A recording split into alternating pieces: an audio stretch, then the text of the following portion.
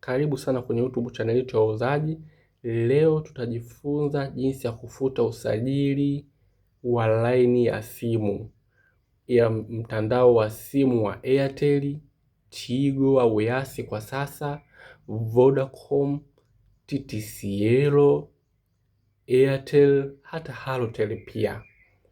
Sasa mimi huwa naelekeza taratibu ili wewe mwenyewe uweze kuelewa na uweze kuwafundisha na wengine pia. Unakuta mtu saa nyingine amesajili line ya simu mfano, lakini line ya simu aliyosajili kwa kutumia NIDA yake, ile NIDA akaitumia kuwasajilia na watu wengine wengi. Mfano unakuta mtu kawasajilia watu 30, 30 wengi, labda actually watu 4 5 hawafahamu, au kwa bahati mbaya alimpa wakala wa msajili line NIDA yake, yule msajili line akafanya ujanja wa kusajili namba zaidi ya 5, labda mfano akasajili watu tofauti tofauti.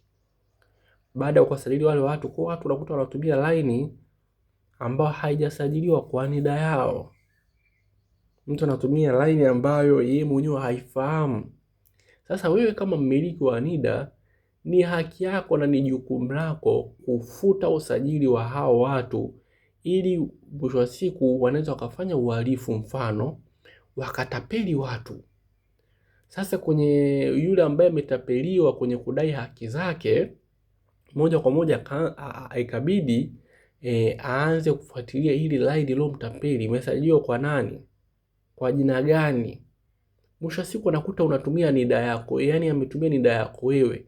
Sasa na wewe, hebu niambie, utatumia njia gani kuwashawishi kwamba huyu line, huyu mtu simfahamu? Umeona? Kumbe ni kitu ambacho kinawezekana kabisa ungekisolve kwa kufuta tu usajili wake mwanzo kabisa, changamoto zijakupata. Watu siku hizi wengi mtandaoni ni matapeli. Matapeli mtandaoni wapo wengi sana sana sana. Mwingine unakuta anasajili line kimya kimya kupitia NIDA ya mtu mwingine, labda au unakuta alinunua kwa hao wanaosajili line mtaani. Mwisho wa siku, yani wale watu wanaenda kuwauzia line, wale wasajili line wanaenda kuwauzia line watu wengine, au watu wanajihusisha na tabia za utapeli. Ndio wale unaona wanasema tuma namba kwenye tuma pesa kwenye namba hii. Mwingine anapigia watu anawaambia sijui jiunge na Freemason. Mwingine anapigia, au wengine wanazusha hata message za uchonganishi kwa serikali. Mtu anatuma message labda za kuzua taharuki, umeona? Kumbe chazo ni kisa anajiamini ile line hajasajili kwa majina yake yeye. Hiyo ni mbaya sana.